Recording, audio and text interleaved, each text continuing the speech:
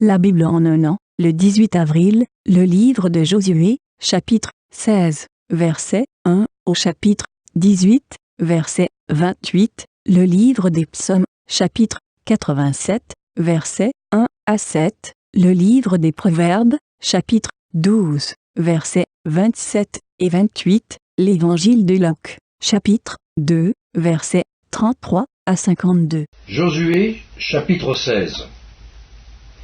La part échue par le sort au fils de Joseph s'étendait depuis le Jourdain, près de Jéricho, vers les eaux de Jéricho, à l'Orient. La limite suivait le désert qui s'élève de Jéricho à Béthel par la montagne. Elle continuait de Béthel à Luz et passait vers la frontière des Arkiens par Ataroth. Puis elle descendait à l'occident vers la frontière des Japhlétiens, jusqu'à celle de Beth-Horon, la basse, et jusqu'à Gézer, pour aboutir à la mer. C'est là que reçurent leur héritage les fils de Joseph, Manassé et Éphraïm. Voici les limites des fils d'Éphraïm selon leur famille. La limite de leur héritage était, à l'orient, Ataroth-Adar, jusqu'à Beth-Horon la haute. Elle continuait de côté de l'occident, vers Mikmétat, au nord, tournait à l'orient, vers Tanaat-Silo, et passait dans la direction de l'orient, par Janoach. De Janoach, elle descendait à Ataroth et à Naharata, touchait à Jéricho, et se prolongeait jusqu'au Jourdain. De Tapuach, elle allait vers l'occident, au torrent de Cana, pour aboutir à la mer. Tel fut l'héritage de la tribu des fils d'Éphraïm, selon leur famille. Les fils d'Éphraïm avaient aussi des villes séparées, au milieu de l'héritage des fils de Manassé, toutes avec leurs villages. Ils ne chassèrent point les Cananéens, qui habitaient à Gézer, et les Cananéens ont habité au milieu d'Éphraïm jusqu'à ce jour, mais ils furent assujettis à un tribut. Josué, chapitre 17. Une part échut aussi par le sort à la tribu de Manassé, car il était le premier-né de Joseph.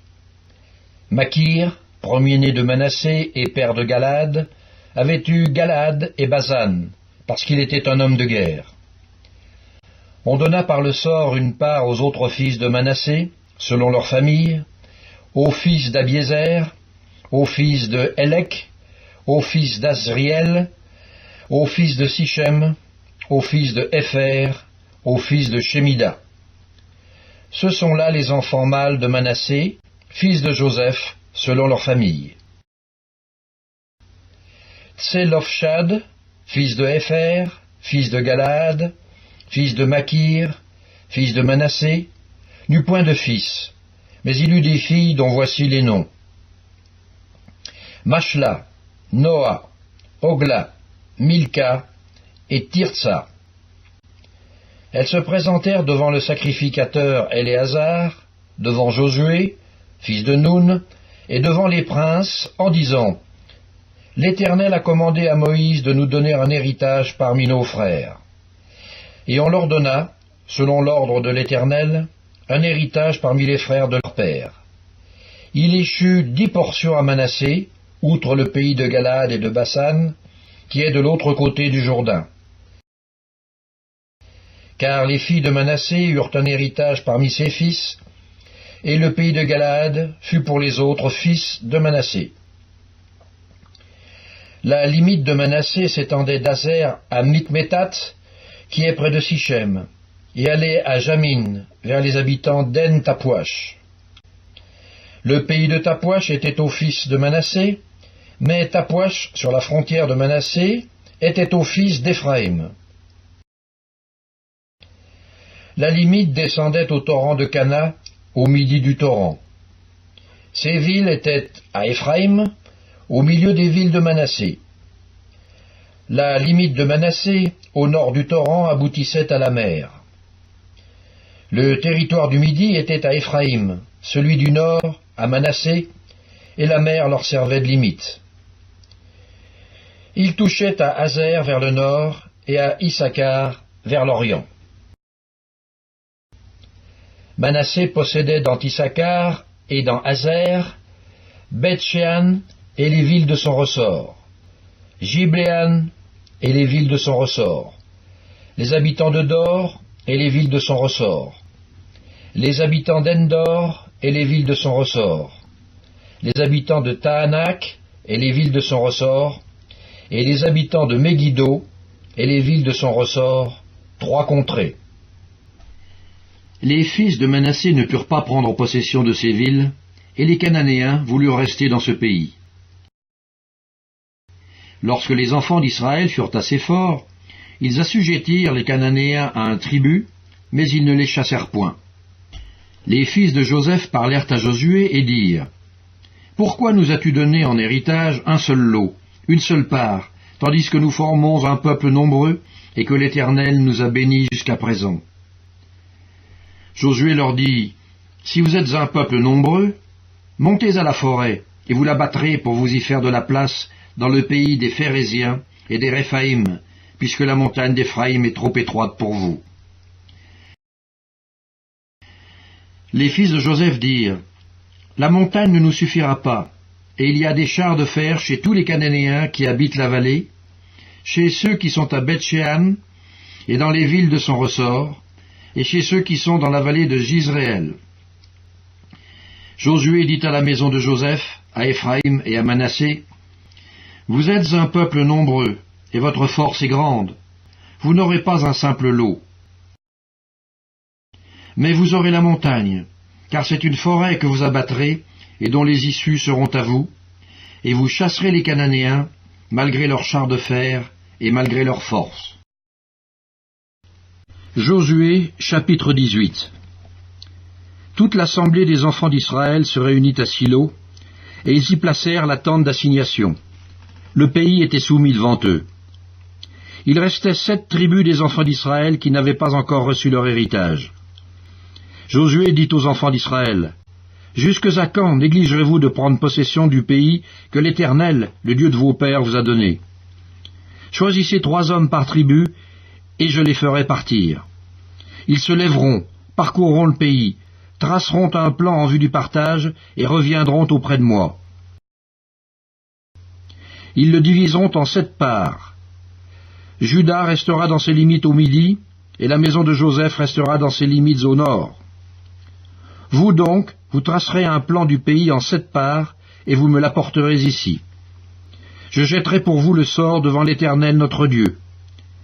Mais il n'y aura point de part pour les Lévites au milieu de vous, car le sacerdoce de l'Éternel est leur héritage. Et Gad, Ruben et la demi-tribu de Manassé ont reçu leur héritage, que Moïse, serviteur de l'Éternel, leur a donné de l'autre côté du Jourdain, à l'Orient. Lorsque ces hommes se levèrent et partirent pour tracer un plan du pays, Josué leur donna cet ordre : « Allez, parcourez le pays, tracez-en un plan et revenez auprès de moi. Puis je jetterai pour vous le sort devant l'Éternel à Silo. » Ces hommes partirent, parcoururent le pays, et en tracèrent d'après les villes un plan en 7 parts, dans un livre. Et ils revinrent auprès de Josué dans le camp à Silo. Josué jeta pour eux le sort à Silo, devant l'Éternel, et il fit le partage du pays entre les enfants d'Israël, en donnant à chacun sa portion. Le sort tomba sur la tribu des fils de Benjamin, selon leur famille, et la part qui leur échut par le sort avait ses limites entre les fils de Juda et les fils de Joseph. Du côté septentrional, leur limite partait du Jourdain. Elle montait au nord de Jéricho, s'élevait dans la montagne vers l'Occident, et aboutissait au désert de Beth-Aven. Elle passait de là par Louz, au midi de Louz, qui est Bethel, et elle descendait à Ataroth-Adar, par-dessus la montagne, qui est au midi de Beth-Horon-la-Basse. Du côté occidental, la limite se prolongeait, et tournait au midi depuis la montagne, qui est vis-à-vis de Beth-Horon. Elle continuait vers le midi, et aboutissait à Kirjat-Baal, qui est Kirjat-Jérim, ville des fils de Juda. C'était le côté occidental. Le côté méridional commençait à l'extrémité de Kirjat-Jearim. La limite se prolongeait vers l'Occident jusqu'à la source des eaux de Neftchoach. Elle descendait à l'extrémité de la montagne qui est vis-à-vis de la vallée de Ben Hinnom, dans la vallée des Réphaïm au nord. Elle descendait par la vallée de Hinnom, sur le côté méridional des Jébusiens, jusqu'à En-Rogel. Elle se dirigeait vers le nord, à En-Shemesh, puis à Gélithot, qui est vis-à-vis de la vallée d'Adoumim. Et elle descendait à la pierre de Bohan, fils de Ruben. Elle passait sur le côté septentrional, en face d'Araba, descendait à Araba, et continuait sur le côté septentrional de Beth Ogla, pour aboutir à la langue septentrionale de la mer Salée, vers l'embouchure du Jourdain au midi. C'était la limite méridionale. Du côté oriental, le Jourdain formait la limite. Tel fut l'héritage des fils de Benjamin selon leur famille, avec ses limites de tous les côtés. Les villes de la tribu des fils de Benjamin, selon leur famille, étaient Jéricho, Beth Ogla, Emek Ketsitz, Beth Araba, Tsemaraïm, Bethel, Avim, Para, Ophra, Képhar Ammonai, Ophni et Geba, 12 villes et leurs villages. Gabaon, Rama, Behéroth, Mitzpé, Képhira, Motsa, Rekem, Jirpeel, Taréala, Tsela, Elef, Djébous, qui est Jérusalem, Gibéat et Kirjat, 14 villes et leurs villages. Tel fut l'héritage des fils de Benjamin, selon leur famille. Psaume 87, des fils de Corée, psaume cantique. Elle est fondée sur les montagnes saintes. L'Éternel aime les portes de Sion plus que toutes les demeures de Jacob. Des choses glorieuses ont été dites sur toi, ville de Dieu. Je proclame l'Égypte et Babylone parmi ceux qui me connaissent. Voici le pays des Philistins, Tyr avec l'Éthiopie. C'est dans Sion qu'ils sont nés, et de Sion il est dit, tous y sont nés, et c'est le Très-Haut qui l'a fermi. L'Éternel compte en inscrivant les peuples, c'est là qu'ils sont nés. Et ceux qui chantent et ceux qui dansent s'écrient, toutes mes sources sont en toi. Livre des Proverbes, chapitre 12. Le paresseux ne rôtit pas son gibier, mais le précieux trésor d'un homme, c'est l'activité. La vie est dans le sentier de la justice, la mort n'est pas dans le chemin qu'elle trace. Évangile de Luc, chapitre 2. Son père et sa mère étaient dans l'admiration des choses qu'on disait de lui. Siméon les bénit et dit à Marie, sa mère, « Voici, cet enfant est destiné à amener la chute et le relèvement de plusieurs en Israël, et à devenir un signe qui provoquera la contradiction. Et à toi-même, une épée te transpercera l'âme, afin que les pensées de beaucoup de cœurs soient dévoilées. » Il y avait aussi une prophétesse, Anne, fille de Phanuel, de la tribu d'Azer. Elle était fort avancée en âge, et elle avait vécu 7 ans avec son mari depuis sa virginité.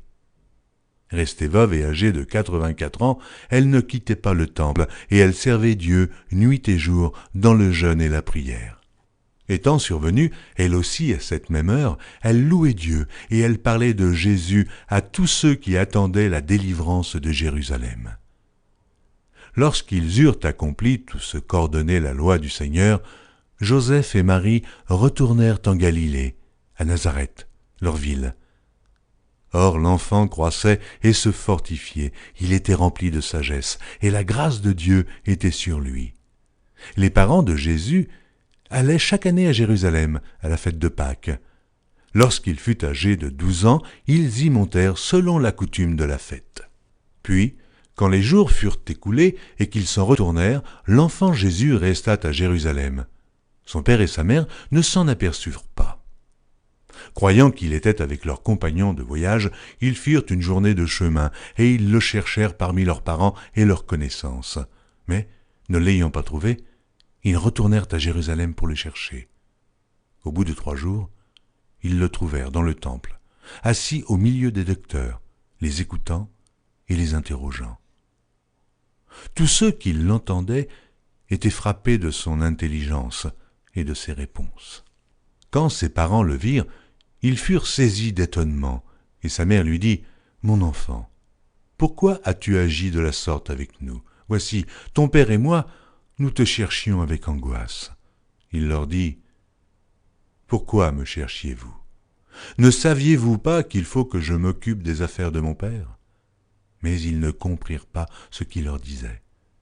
Puis il descendit avec eux pour aller à Nazareth, et il leur était soumis. Sa mère gardait toutes ces choses dans son cœur. Et Jésus croissait en sagesse, en stature et en grâce, devant Dieu et devant les hommes.